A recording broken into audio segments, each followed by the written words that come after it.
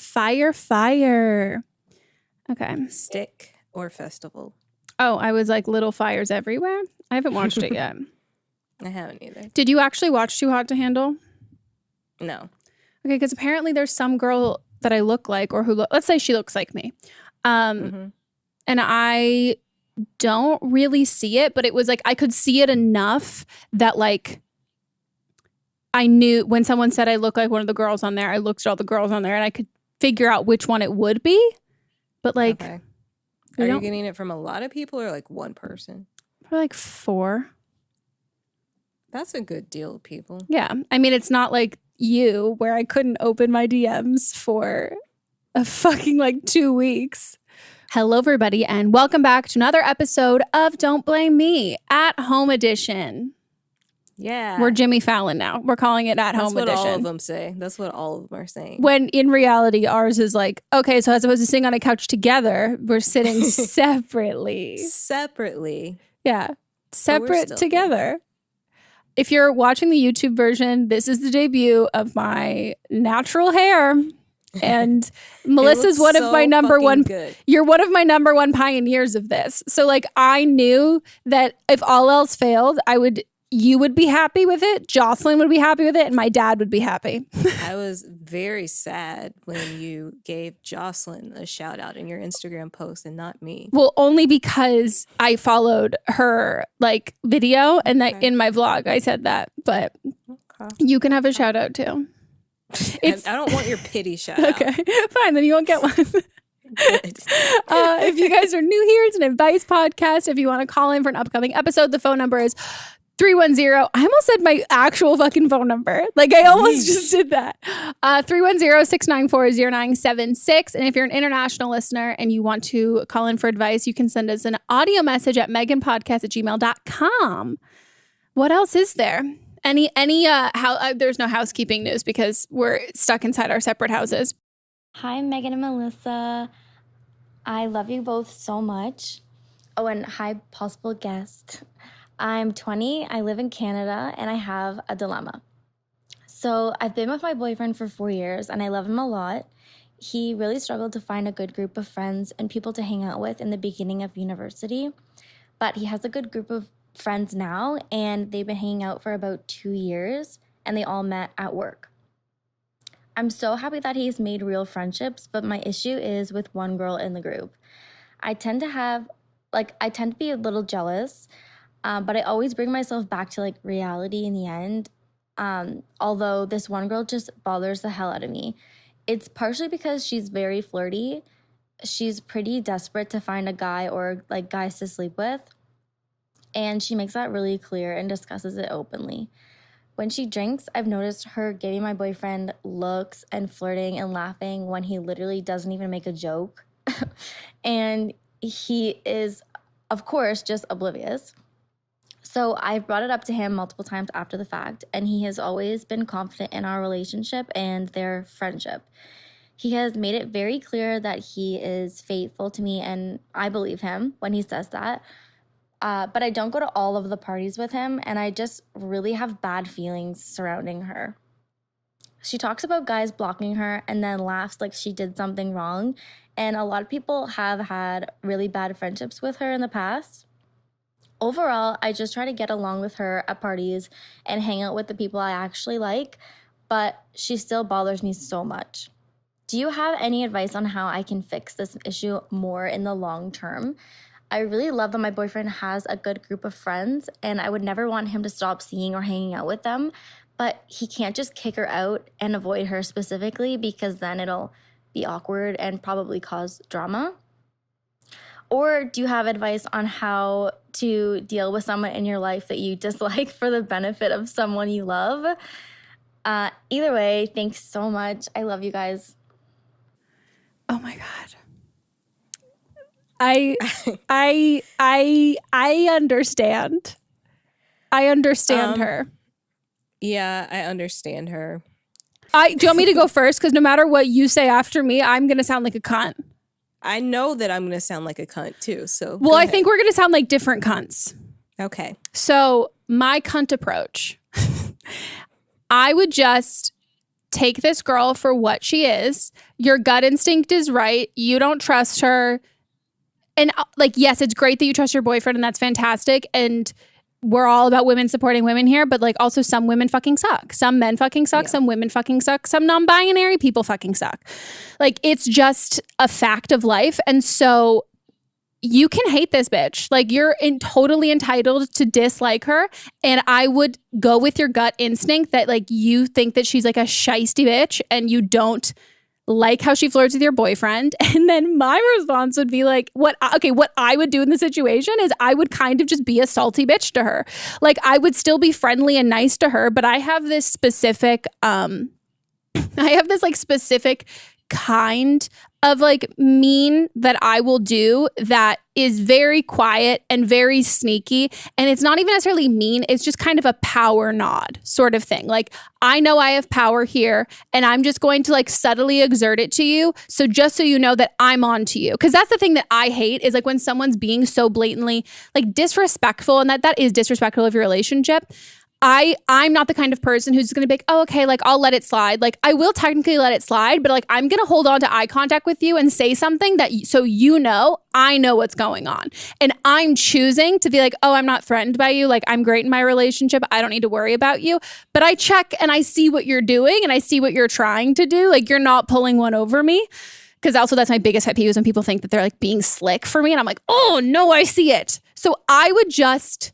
if she says something or flirts with your boyfriend, like I would just like grab his ass and like make eye contact with her and just like, I would just assert my dominance in that sort of way. But I think that there's also something to be said if you want to do the opposite and like become her friend and like be like really like, hey, like, and figure that kind of stuff out. Fake though. Well, I mean, she both doesn't like her. I know, but that's what I'm saying. So I'm either like, I think you either, those are the two options I see where like you essentially like commit to not liking her and like you can be civil and then not necessarily create drama. And also if she's a super dramatic person, if you're able to like subtly assert your dominance, she might make drama and then she will see herself out. But I think that like, what are the other two options? Or what are the other? For me, if I'm not the type of person that's going to be out here flirting with anybody's boyfriend. No. But for me, if I was in this girl's situation, if I was writing a character like this, that I saw that I like was flirty and was trying to bang everybody's man, and then I saw this girl being overly confident or trying to assert dominance, I would be like, oh, she's insecure. And then I would feed off of that. Yeah, no, that's true. Or then it would be like the ultimate win. Like I'm gonna get your man. Like I'm already under her skin. I can already manipulate this situation if I wanted to. I can take your man if I want to. Yeah. So that means that because it shows that you're like you're threatened by me, you know? Yeah. It just also depends on how you do it. Yeah. But in this situation, the only thing that you can control is yourself and how you react. And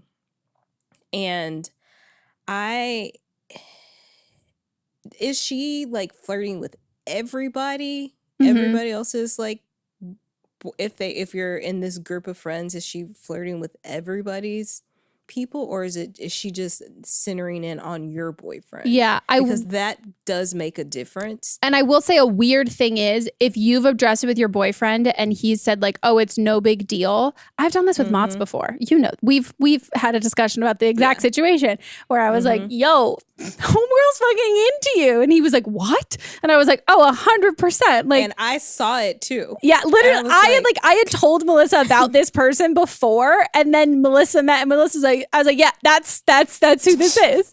And it made him feel super fucking weird, felt really uncomfortable, and like he's fully backed away, not like fully backed away from that friendship, but in the way that he was like, oh no, I don't have any feelings there. I don't kind of see that there at all. I've never noticed that she flirted with me, but like that makes me uncomfortable to know that now. So I think your boyfriend just being like, oh, that's just like how she is. If he's not shutting it down or like really reassuring in the situation, I think that's more of a red flag. That was what I was gonna add. So she can't control herself, but like her boyfriend can control himself. And if now that you have pointed it out and he's not noticing it, or like even like letting you know that he notices now, I think that's a problem. That's true.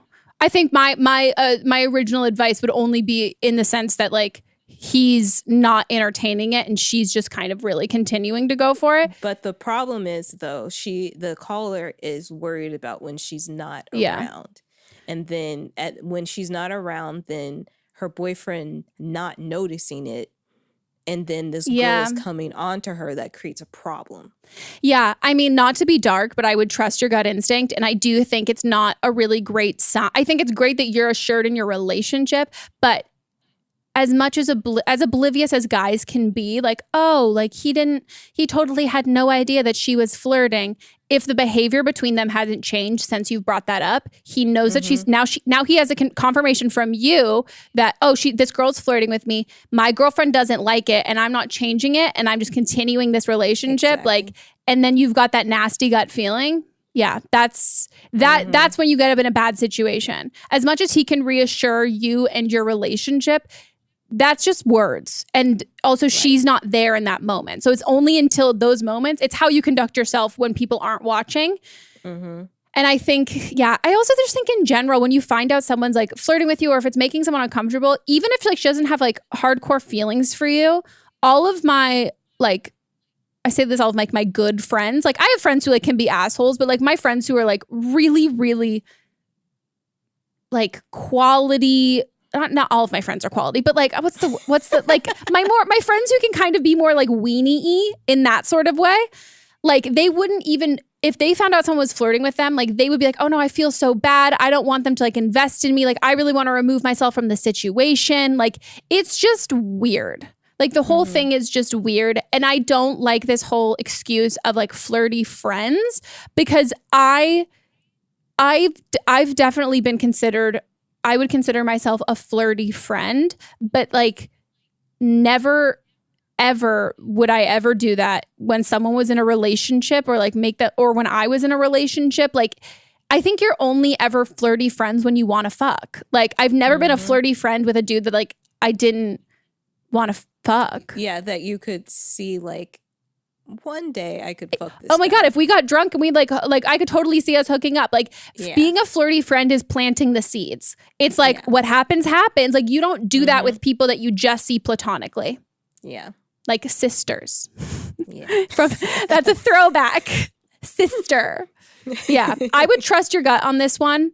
And if there's any, it sounds like she's burned a lot of bridges. If there are any other like girlfriends in that group of like who have like, girlfriends of like the other guys in that group, or girls who are in that group, I would get close to them and kind of talk to them and be friends with them and have other people kind of looking out for you. So it wouldn't be, if something were to happen, those people might be able to reach out to you, or you could have someone who could, if you don't necessarily trust the situation or the girl, or also they might be able to be like, oh, she does this with everybody. Boyfriend.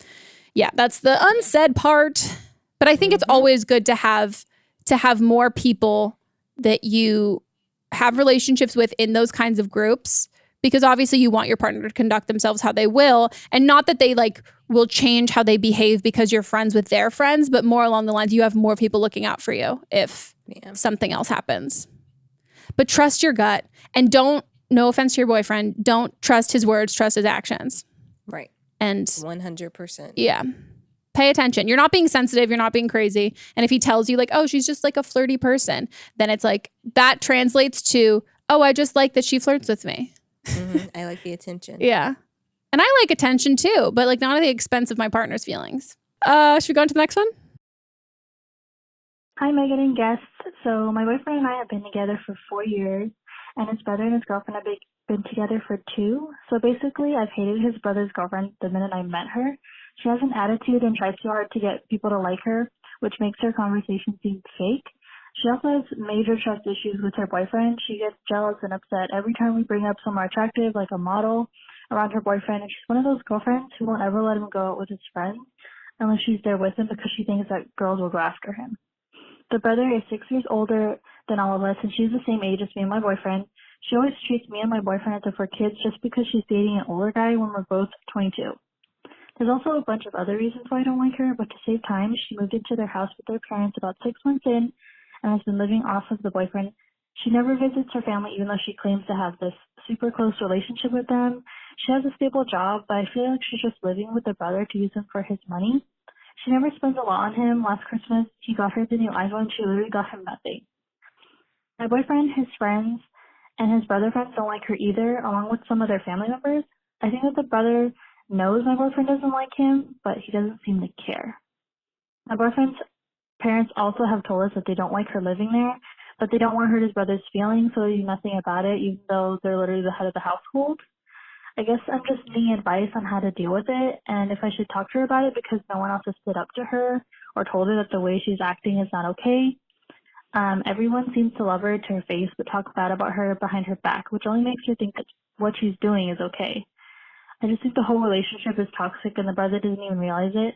And my boyfriend isn't close enough with the brother to where he could tell him his concerns. So it's just gotten to the point where I feel like it's just better to leave the relationship sometimes because I don't like the feeling of hating someone, especially my boyfriend's brother's girlfriend. And I just can't stand her being in my life. I don't want to keep this negativity in my head, and I feel like it's been like this for over 2 years now, so I could definitely use the help. Anyways, I appreciate all the help that I could get. Bye. This isn't your place. Yeah, that's what I was going to say. It's not your problem at all. No. I think it makes I totally understand why this would be incredibly frustrating, but I also do think that like it might be incredibly frustrating. The fact that you're willing to leave your relationship over this makes me think that there are other things and this is exasperating it. Like this is like there's other it's exasperating it and it's giving you an excuse. Yeah, and it's making it whatever issues you have, either like things are happening faster or you're just getting like fed up and like it's the day-to-day annoyance at this point. It's like not your circus, not your monkeys. And also if everybody else in the family who it's also not their place either to say anything about his relationship. Like that's his relationship is his prerogative. But like the shit about living with the parents, if they're not saying anything, they don't want you to say anything. Do you know what I mean? Like they're all preserving their relationship. Like if you say this, the reason why no one else is bringing this up is because they're preserving the relationship with their son, brother, whom they love. And your willingness to be like, no, I'm going to say something or I'm going to talk to her. I think that kind of just shows it's not that your place. Yeah, you've got one foot out the door in the relationship already. So I mean, yeah, I get someone who's annoying, but like, I think this is your excuse to break up with your boyfriend. And I get that I get that she's annoying, and if she's annoying and condescending, you can talk to her about things that directly relate to you. Exactly. Like her talking down to you, like you're not the same age. Then you can say, hey, like, girl, we're the same age. Why are you talking to me like I'm a child? I'm not living with my boyfriend's parents. Yeah. So like you can talk about things that directly affect you, but like the living situation, if they haven't said anything to her, that's not on you to say anything. Yeah. And also you have to know if you're going to say something, you have to deal with the repercussions of what that's going to do with your relationship with your boyfriend, your boyfriend's brother, and the whole family. Because it's just, I think it's dumb in general that everybody's talking bad about behind her back. Like, I think that's fucked up. I think like, if you don't like someone, I think if anything, if the parents don't like her, they should talk about it with them. I don't think they should bring your boyfriend into it. And I certainly don't think they should bring you into it. And I just think that's mean. And like, I get if you don't like someone and you don't like someone's partner, but at the end of the day, like she sounds like a super insecure person. And it sounds like, yeah, she might kind of suck, but talking bad about her, all that does is get you riled up. And like, I hate this. I fucking hate when people do like talk mad shit about someone. And this is where I relate to you in this, is that for her, I'm sure you're feeling frustrated because everyone's talking all this mad shit and then everyone's being nice to her to her face. I hate that. I would so much rather be confrontational and just have a conversation and be like, hey, let's figure this kind of shit out. But at the same time, the reason why I get so frustrated with that is because it's the talking shit. If we weren't talking shit, I would just let that person be annoying and deal and be fine with it. But it's like you're getting me riled up and then we're not doing anything. So I think that like even excuse yourself from talking shit about her, because the more brain power and space she takes up in your life that you're just talking about her and all of that shit, yeah, you're gonna like get more frustrated and more upset with her. And if you want to talk to her about like the issues you have with her personally, like you said, go for it. But like do that as you're breaking up with your boyfriend too, because I don't think it's going to be good. And like, yeah, I would just, if this is, I think you just want to end your relationship. So just end your relationship. Also, you don't know if they're talking shit about your back. If they're being nice to her face and they're being nice to your face, they might be talking shit about you too. So if this is your I really, really, really, really think that there's other things going on. Yeah. And if you want to use this as your excuse to go get out, for then it. use it. But like, don't just stay in a relationship and blame the problems that you're having in your relationship on this other girl. Yeah. I fully agree with that. And I think it's fair that this could have brought to light like a family dynamic that you don't like and that you don't relate to. And that can also be okay, that you're like, oh, I don't like the fact that there's someone in this circle who like everyone clearly hates and we're just going along with it. Like, I don't want to stay in this family, essentially. Like, I don't want to be a part of that. And I think it's valid. But yeah, I think the best thing that you can do is just peacefully peace out and walk away. But if you need to use this as an excuse, go for it. Yeah. But just don't throw a fucking bomb as you leave. Like, don't be like, everyone hates you. Everyone's been talking bad about you. Not accusing you of doing that at all. But like, I know for me, if I had been keeping all that in for so long, like I would want to go off. But if you do, and if that happened to me, and if you're going to drop a bomb, I'm going to drop a nuke and be like, well, they've been talking shit about you behind your back too. And we're actually glad that you're gone. Thank you. Oh my God. Can you imagine? Oh, that's traumatic as hell. Yeah. Well, best of luck. Let us know what happens. I would like to know what you end up doing. So I have a very spicy story for you. So a couple weeks ago, before all this quarantine shit started, I had a sleepover with two of my three best friends, and these two people happened to be two gay boys. And one of them, who we'll call, I don't know, Jackson, has had a crush on the other one, who we'll call Nick. So Jackson has a crush on Nick, but it was, unrequited love, so nothing ever happened. And we're all just best friends, and we have sleepovers all the time, but this one time it was just the three of us. And so I kind of felt like I was third wheeling the whole time because they're such similar people, and so they were just having, a great time together, and I was just kind of there, but it was fine because I love them, and then we got drunk, and then it was all fine. And then so we eventually all slept together in the same bed, as you do when you're at a sleepover with your best friends, and I slept like a rock. A bitch was drunk, like it was fine. And I didn't know that anything had happened. And then maybe a couple weeks later, Jackson was at another friend's house and got super, super drunk, and he FaceTimed me in the middle of the night, and he was like, I have a confession to make. And he's like, you're going to hate me because you told me that nothing could ever happen between us because we were totally fucking up, which I still think is true. And then he said that they did oral together in that bed while I was sleeping, and then just didn't talk about it. And I don't know, I was like, oh, it's fine. Like, I'm not mad. Like, that doesn't change anything. It doesn't have to be weird if we don't make it weird. But I can't shake the feeling of feeling just so, like, I don't know, violated. Just that I was there and that they did that. I just kind of feel like it's kind of an insult to our friendship, to our friend group, like all of us, that they just did, I don't know. So we're high schoolers, so we're very horny, and it's just weird to me. I don't know. Do I have the right to feel violated? I haven't talked to the other person, and I don't even know if this is necessarily true because Jackson is not a stranger to lying about sexual experiences. That's a whole different story. So I don't know. I guess I just want your thoughts on this. I'm having a horrible time. Love you. Bye. Remember? Did she say she's in high school? Okay. Yes. That makes so much more sense to me. Yeah. I was waiting for that. You know what I would do if this happened to me? What? I would be pissed if they didn't wake me up. Yeah. 100%. Yeah. I mean, if I'm into it, I'm down.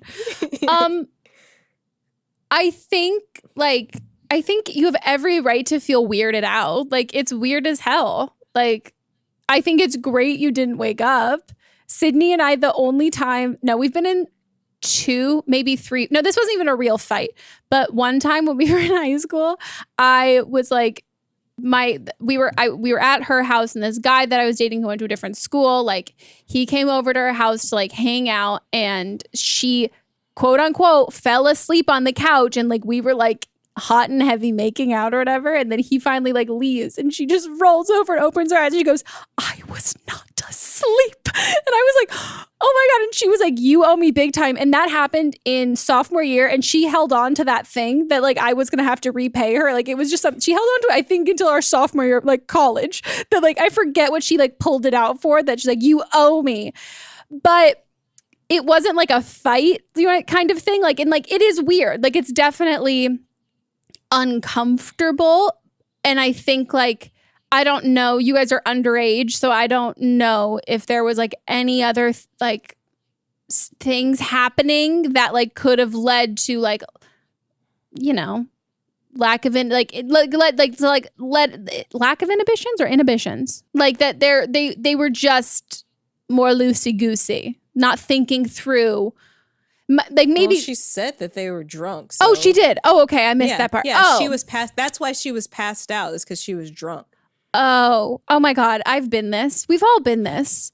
But I've like been in not necessarily the same bed, but I've been on a bunk bed while a friend got fucked. I started doing this. Rocking back and forth. I thought you were going to go with. No, but I mean, that was also too. I think it's weird. The whole thing of like, oh, it's like ruining our friend group. I wouldn't say that. Like, I would just like abandon that kind of thing. Like, it's not disrespectful to your friend group to hook up with someone in your friend group. I think it's disrespectful to your friend group to treat a friend like shit. But I don't think like getting drunk and making out or getting drunk and like hooking up is disrespectful to other people. But I do think it's disrespectful that they did it while she was in the bed with 100%. But when she said like the friend group, like it's messing with the friend group. No, you have every right to feel like, ew, that's not cool. Like, I was passed out. And I'm sure they'll be like, "We were drunk. We're so sorry," which valid. But like, your feelings are also like, it's all valid. Go to a different room or get on the floor or something. Go to the bathroom. Like, or also don't do that while somebody's in the same bed with you. And here's the other thing: non-consensual. You did it. Don't fucking tell me. Like, I didn't wake up. Like, don't bring it up. Like, don't even just say it. Again. But also there's the part that he lies about sexual experiences all the time too, which I think it could very much well be a lie. It could be. I think it's a hard lie. But if he got drunk and then called her and was like, "Ha ha ha, guess what? Yeah. Last weekend, that's while you were true. Passed out, me and whatever she said his fake name she was. said Nick and Jackson. Yeah.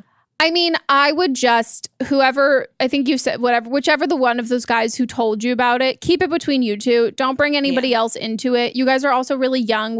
I don't know if they're both out, if they're both like in family situations where they can be out, where they're comfortable with that. So I would just keep it, whichever one of the boys, Jackson, I think you said, talked to you about it. That's the only person I would bring it up to and like continue talking about. And I would just play it off like nothing happened. Like, and it was just like, whatever. No, in the friend group. In the friend group. Not to him. Yes. But to him, I'd be like, that was not cool at all that you did that while I was in the bed with you asleep. Yeah, I would have a serious conversation and be like, "Hey, I love you. I love our friendship. And I really wish that didn't go down how it was. And then also, I really wish maybe you felt uncomfortable telling me, but I really also wish if you were going to tell me, you would have told me sober. It does kind of feel like I was blindsided, and I know that you've always had a crush on him and all of that, and that's fine, and I'm here for it, but like I don't want to physically be here for it. And so like I think you just need to like lay that line carefully, because sometimes it can be like, oh my God, aren't you happy for me though? Like, you know how much I've been liking this person. You're like, yeah, but like it didn't have to go down the way it went down. But I would keep it between you and him and have a serious conversation with him about it. I wouldn't bring it up to the other guy, and I wouldn't bring it up to any of your other friends. I would just, because I don't even think it's like I think this is a friendship issue. Like between you and him. This was like hey. It was a trust. Yeah. You made me feel icky. This wasn't fun. And it doesn't really matter what happened or what he did or who it was with or someone else that was in your friend group. It's just that like your friend did something kind of shitty. And at the same time, I know you're friends with both of them, but only one of them talked to you about it. And that's also, I think, the shittier aspect of it. You did something shitty. You got away with it. And like, yes, I'm all about trust, but you didn't need to know this. And unless like the whole friend group knew and it was gonna come out, then okay. But I just think that it was a kind of like a shitty way for him to tell you about it too. And maybe the other guy feels like awkward or embarrassed or doesn't want to let you know or feels really bad about it. So yeah. Weird mood though. It is. Weird mood. Yeah. I'm just picturing that in my life now. I'd be like, the fuck, bitch? I'm a light sleeper though. Is it time for a breakdown? Yes. Okay, guys, we're going to take a quick break and we will be right back.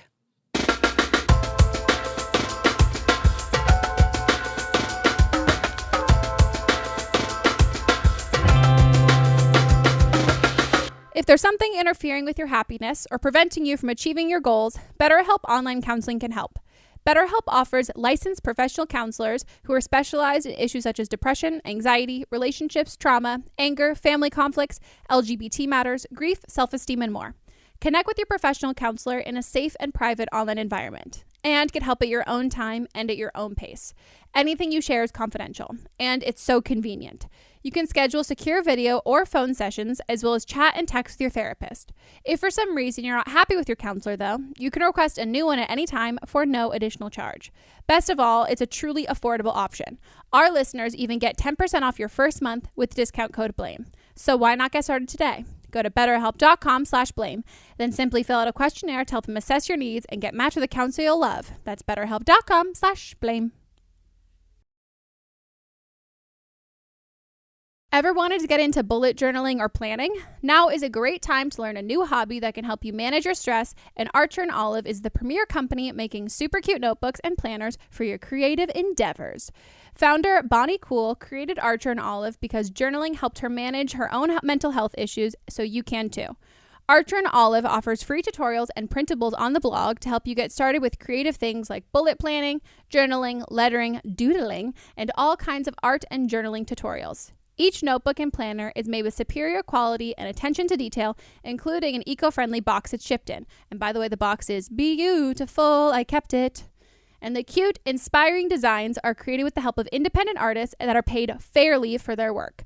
There are even blank pages and gel pens. I love gel pens. You are never growing out of gel pens. So I have two. One is blue, one is pink. They are so cute. The thing I love the most about them, first of all, they have the smooth paper. It feels kind of like the cover of the Velveteen Rabbit, which is like ASMR crazy for me.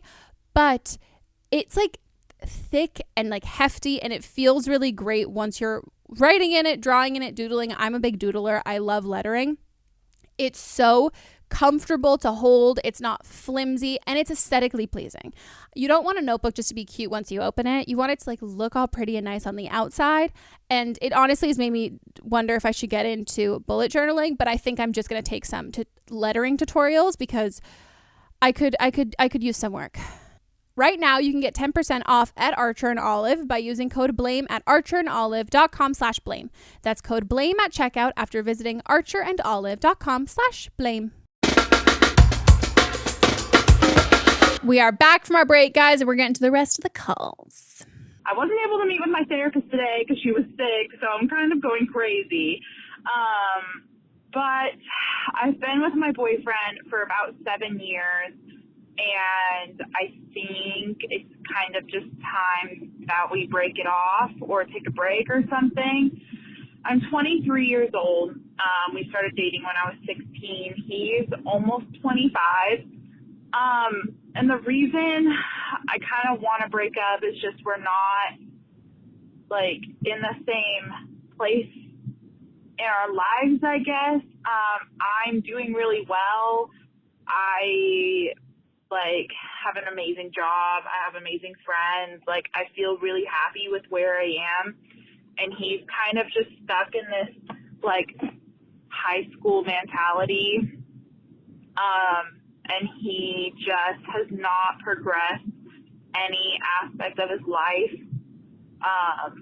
You know, and it's like I'm ready to get married, and he is not even close, even though we've been together for so long, and, like, we've wanted, like, he says that he wants to marry me, but he's not taking any steps to getting there. Like, he still works at the same job that he's had for the past, like, 5 years that pays him so shitty, and he doesn't do anything to kind of make his situation better. And I'm kind of just tired of it, and I'm just kind of at my wit's end, and I guess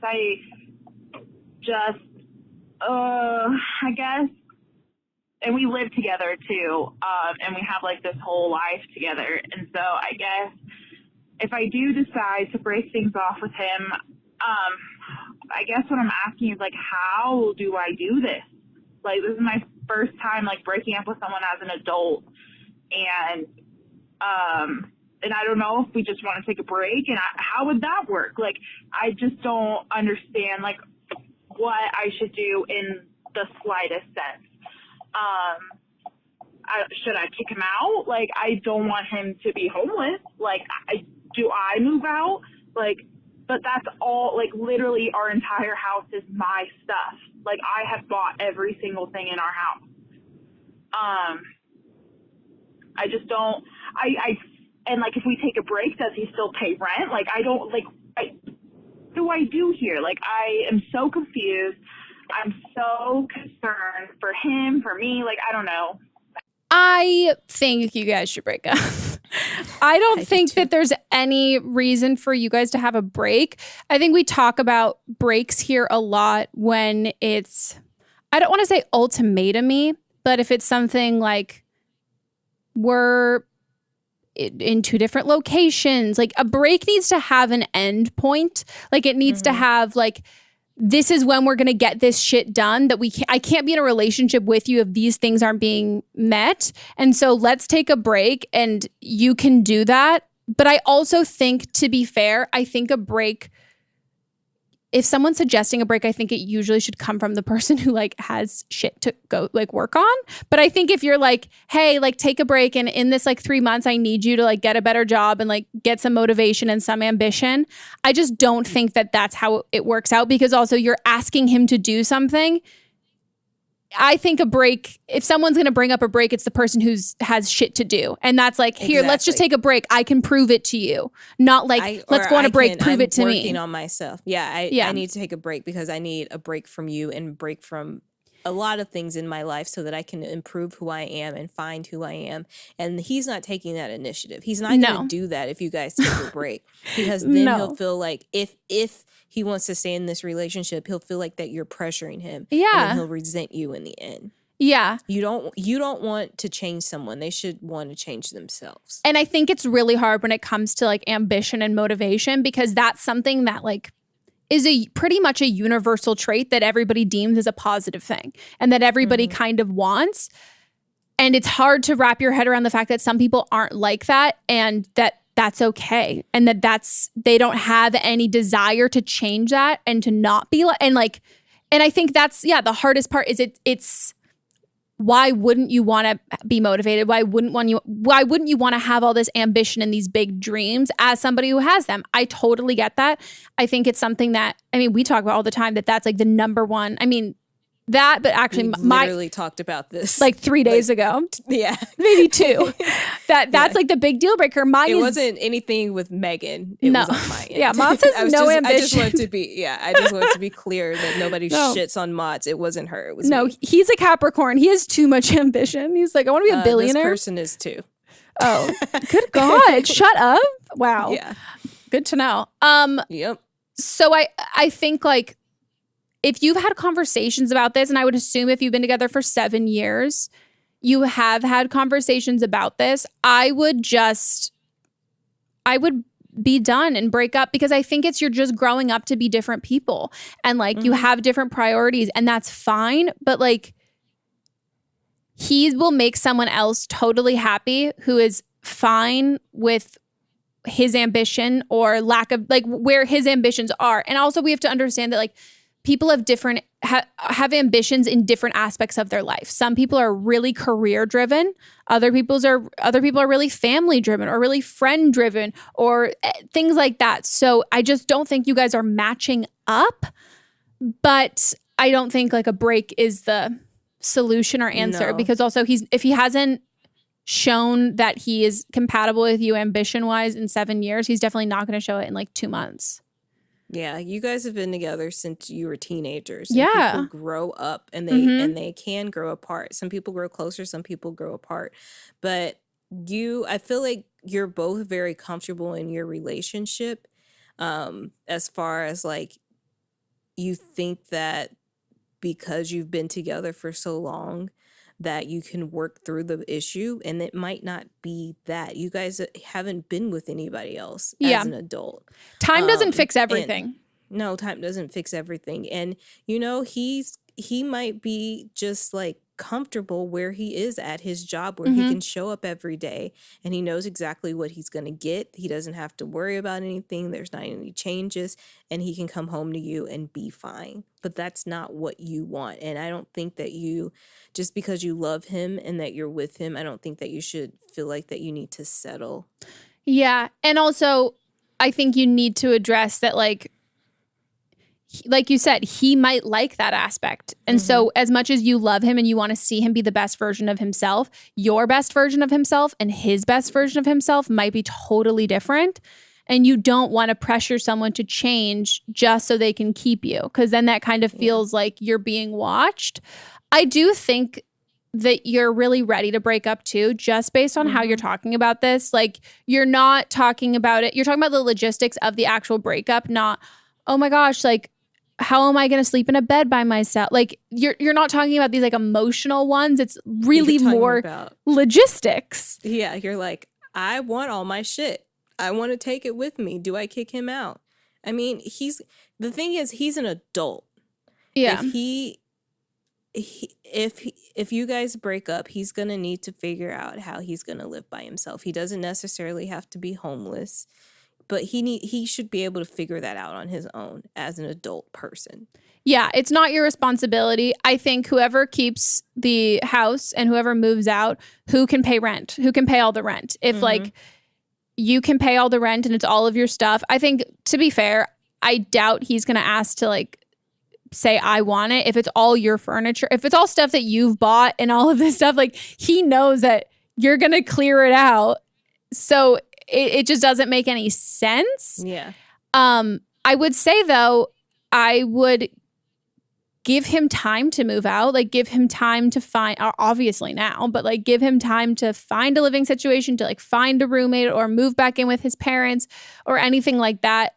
I don't think it can be like I need you out by this amount of time. Yeah. But I think that if he like lingers for like months, then it's time to revisit that conversation. But I wouldn't be like, hey, I need you out now, especially because like you're not mad at him. Like, you guys are just like, you still have feelings for him. You still really care about him.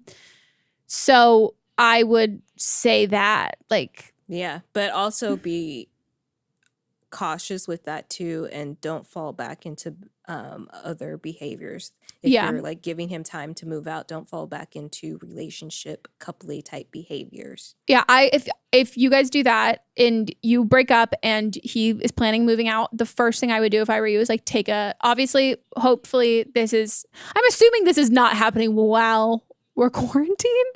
I don't know. If it's not, let's say this happens afterwards, my advice would be like, go take a trip with your friends. Like go take a week long, like just get out of there and kind of have that space and separation. So you're not going from one day we're sleeping in the same bed, we're together, we say I love you, all of that stuff, to then suddenly be like, oh, I'm going to sleep on the couch, or you're going to sleep in the guest room or something like that. I think if you can have that little like break and divide to change up the pace, so then you kind of create a new normal, I would go for that. Or even if it's like you just like visiting your parents for a week or something like that, or whoever is in your life that you can kind of have that little like space and separation from.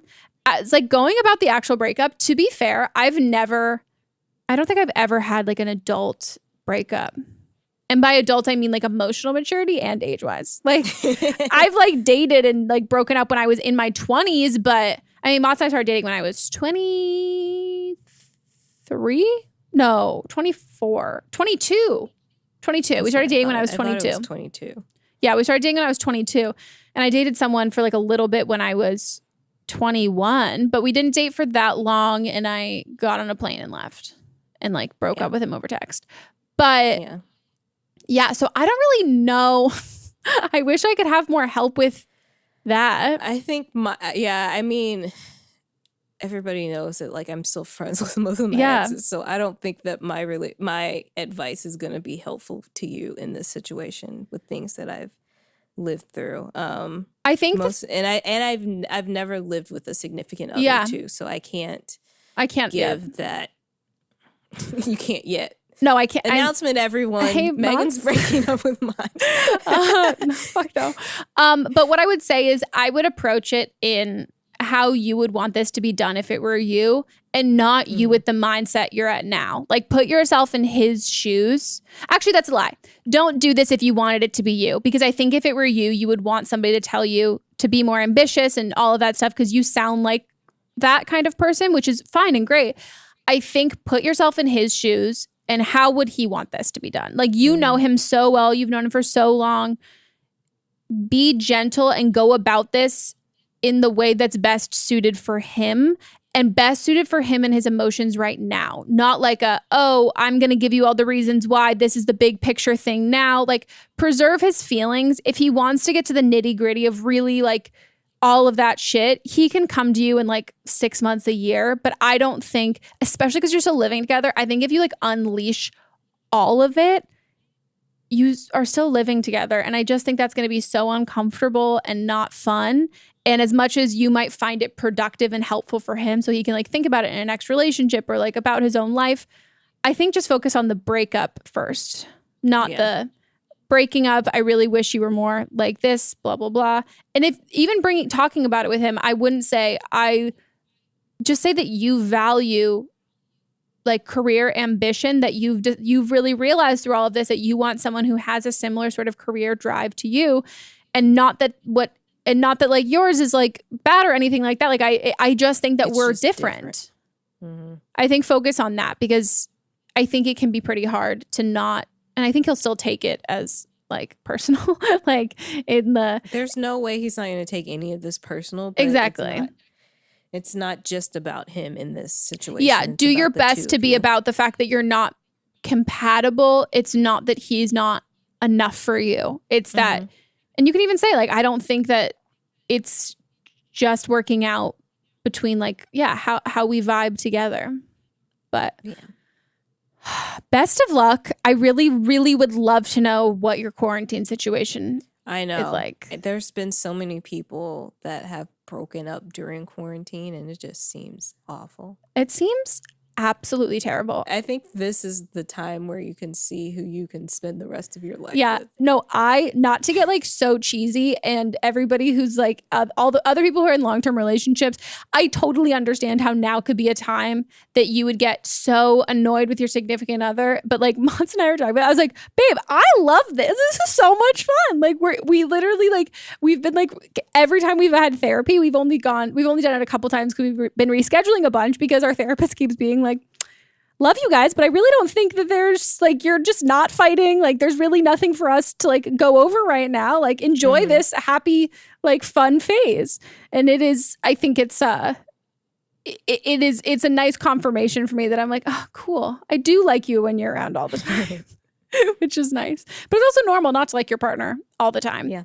But I do also think it's different because I spend so much time alone at home and he's obviously at work all day that like it's such a different dynamic for us to be around each other like during the day. I like it. Who knows if he likes it as much as I do, but it's fine. Next one. Hi, Meghan, Melissa, and possible guest. So I'm calling in because I have a question, of course. So just jumping right into it, to be quite honest, like I've only had sex with 2 guys. One was a boyfriend of mine and one was a hookup, and I've been masturbating for some years. But something I recently encountered and kind of like put 2 and 2 together is that I just have a very, very sensitive clit. And obviously that's a good thing. But direct stimulation is just too much for my body. And I guess I kind of knew this. You know, my boyfriend just kind of learned it and we rolled with it. But then this guy that I was hooking up with, like, I literally just had to be like, oh, hey, like, stop, just because it was so much. And it wasn't painful, but it's uncomfortable. And it was kind of awkward. And given I was also nervous, so that probably didn't help me at all. But I just wanted to, like, call in and ask, like, how do I navigate this now that I know this about my body and myself? Like, how do I tell other partners this? What do I do? Please help me. I really want to have a good sex life, but I feel like this is just kind of something I need to learn to live with. So if you guys have any advice, I would really, really super appreciate it. I am curious, like, obviously, like, clits have varying sensitivity. No one should be applying, like, hardcore direct pressure onto your clit, like, DJ like booth, that, wiki. No, but I'm saying like right off, like if that's how it's immediately starting, that's why I'm curious about, like, I don't know how much, and obviously like go to your gynecologist, talk about it, like, or even call back in and let us know. But I am curious. It is such a sensitive part of your body in general. I do wonder how much of it you've been well, I guess you've been masturbating, so you know that that's a very sensitive part of you.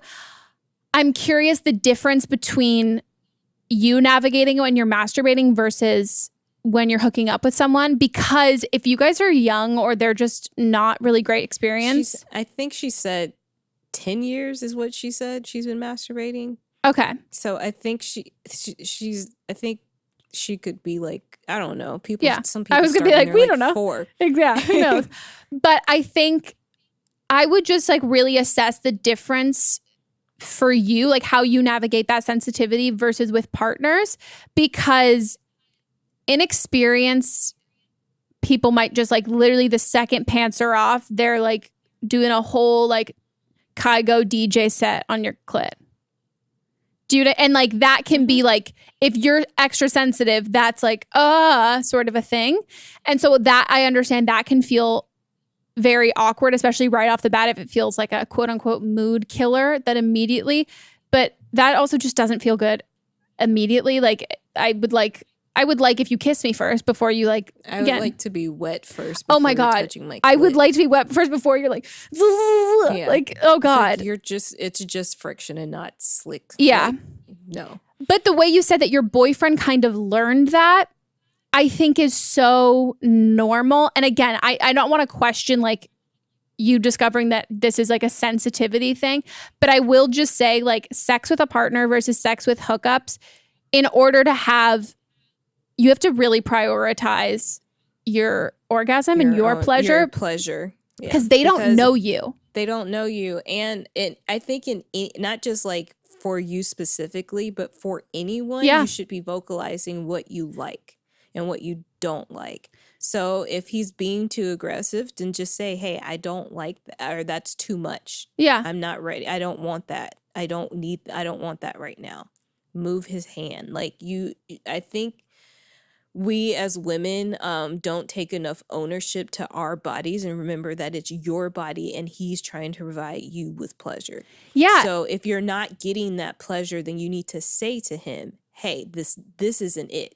Let me show you what I like. And you can do it in a sexy way. Oh, totally. And if you think about it in the same sense that like, that's like if you use teeth in a blowjob and a guy wasn't into it, he would tell you. But as women, again, we don't really speak up or say anything. I also do think like owning a vagina, it is a very different, like a penis, you feel more familiar. I'm assuming if you have a penis, you feel more familiar with it because you can see it all. Like you can really see every single angle, but there is an aspect of a vagina that you're like, I don't know. Like I can't go down on myself. Like I don't necessarily, so it can feel like your partner knows your body more than you do just based on like proximity, yes, grab a hand mirror and figure all of that stuff out, but it is a little harder to understand, but you are masturbating.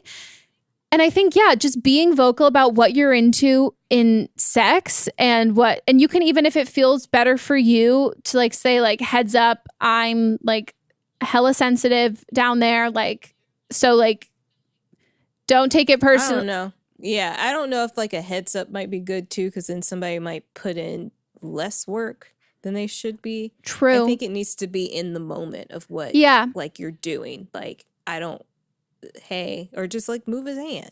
Yeah. And I think it's a good practice in general, whether you're single or in a relationship, just to say, I think we put something, it's easier to say what we like versus what we don't like. Mm-hmm. But they're not doing that for them. Like they're doing this for you. And I think as much as you might it might feel awkward to you, think about it. You're smashing the patriarchy. This every single time that you prioritize your pleasure and talk about your pleasure with your partner. And if whoever you're sleeping with is a dick about it, great. They don't deserve to fucking get anywhere near you. Nope.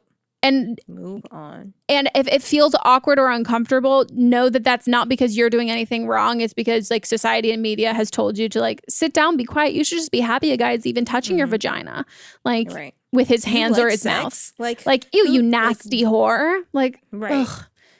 Yeah. But I also think this is a great empowering like journey and like, I don't want to say test, but like for you to really practice this and like work on it, because it is different to feel sexually empowered single and hooking up versus in a relationship. And I've never done that. Like I've never been that single. Like I never had that like, oh, I'm going to tell you exactly what I want in this hookup kind of thing. And I think that's, I feel like I missed out on that, but I think it's a great place for you to be at, and it's going to make your sex life so much better. And even if it's like just mutual masturbation and all of that, but I think it's getting over the hump of the awkwardness and knowing the awkwardness isn't because you're creating an awkward situation. It's because you've been told that you should feel awkward, which is obviously like, it feels the same. Like actually feeling awkward and being in an awkward situation versus like being in a situation which you've been told is really awkward. It still feels awkward either way, but know that no like grown up feminist man is going to be like, I'm sorry, we're prioritizing your pleasure here. Like I was doing my DJ set. Like, let me live my life. Like no one's going to say that. Yeah. I can't. It just takes me back though to like the aggressive, like fucking finger banging from high school. Yeah. And you're just like, this isn't fun. I am not getting any pleasure. I'm so glad it's dark because my face is like. What is the point of this? But and the thing is like the guys think that they're like really doing something. Like they think they're doing something, and it's because we're not saying that they're not. And then they grow up to be 35-year-old men who can't fuck. All of my guy friends who have been deemed great in bed, they've all attributed it to the fact the first girl who ever told them that doesn't feel good, this is what you need to do differently. And they're like, oh, sick, amazing. And that's also empowering for them. And I think that's why it's a trope in like TV and movies when like this like 20-year-old guy's like hooking up with like this 40-year-old woman, and they're always like, oh, she just knows what she wants. Mm-hmm. And that's why, because the woman's telling them. And exactly they want that too. Like that's like you want to be able to like please other women and like the people like your sexual partners. Like you want that. That's like a great sort of thing. Mm-hmm.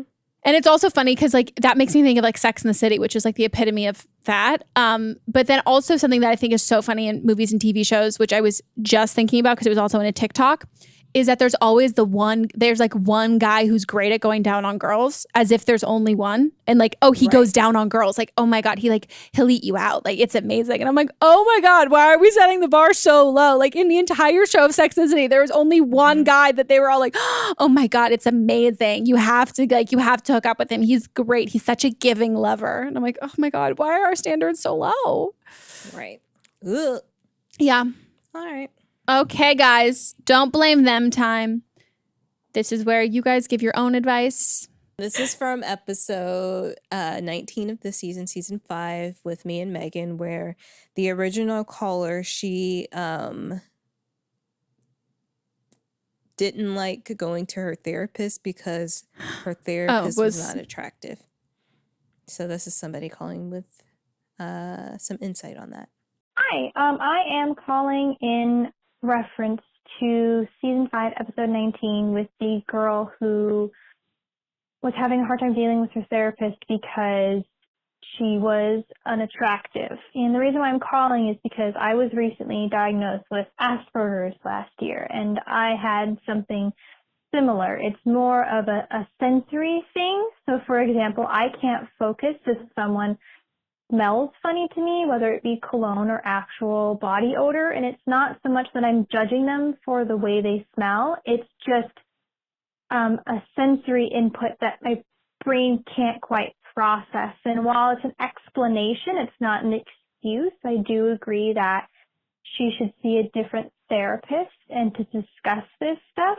One of the things that I did at home that helped me in regards to being able to focus on somebody who's not my typical qualities of attractiveness, which doesn't have to do with wanting to sleep with them, but more along the lines of how aesthetically pleasing they are, sure. But one of the things I did was limiting my social media because I was tailoring it to be only seeing pretty faces.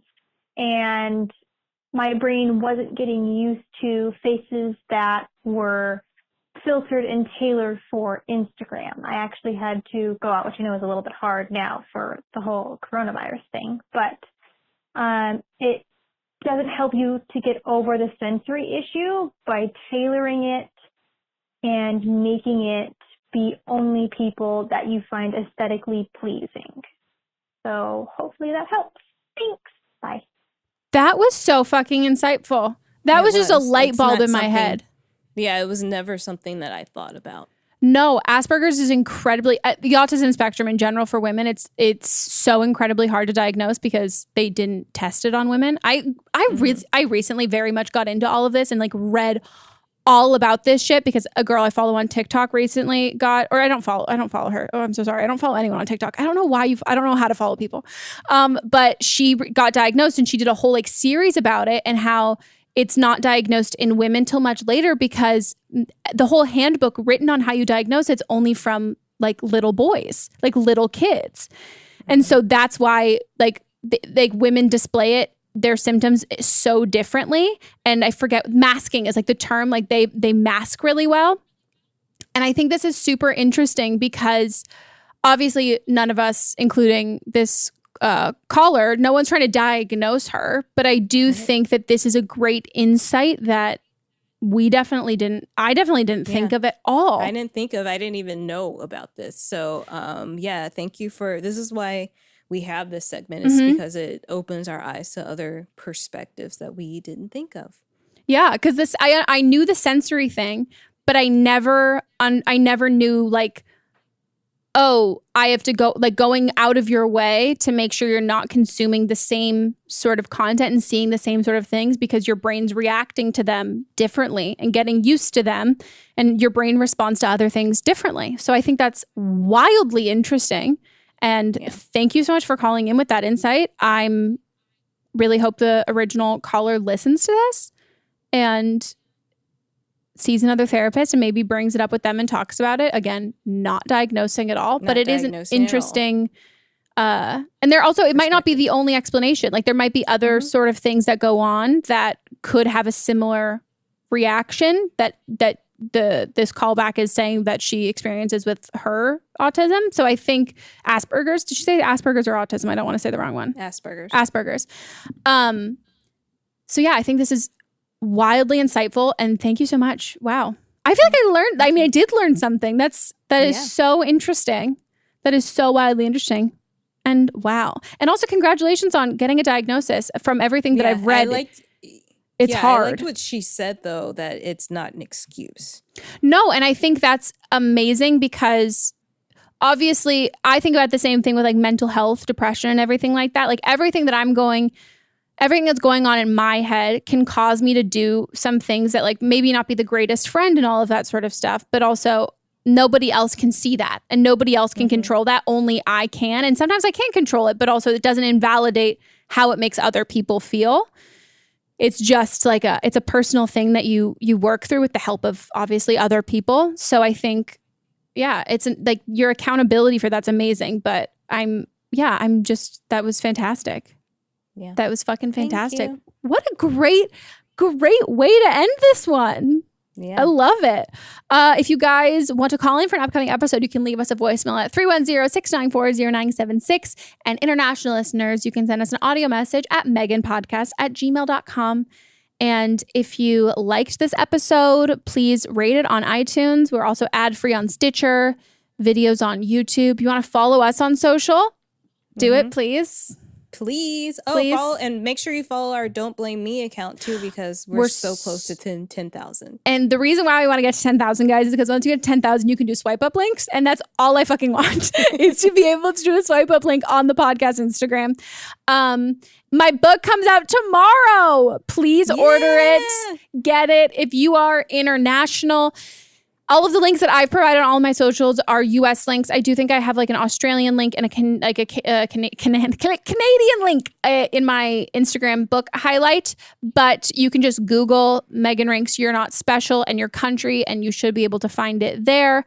And if you're having trouble that way, you can always get digital or audio version are literally available everywhere.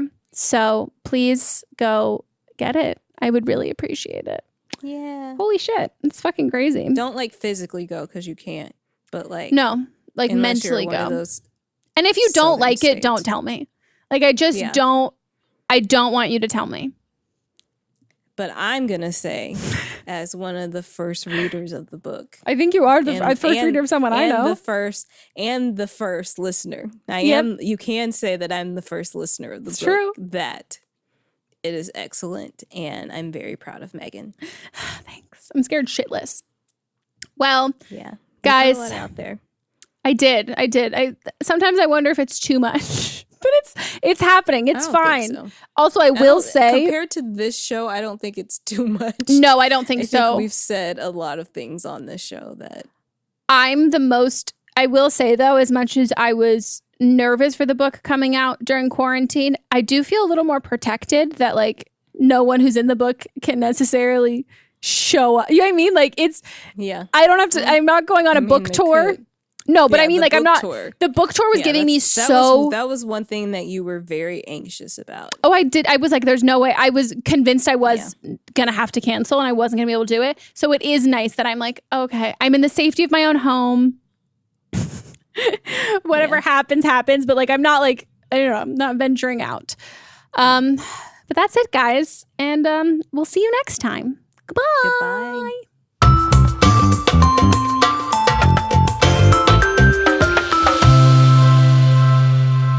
Don't Blame Me is a production by me. Executive produced by Melisa Monts. Camera operator Amanda Lechner. And music by Ryan Hunter and Giacomo Picasso.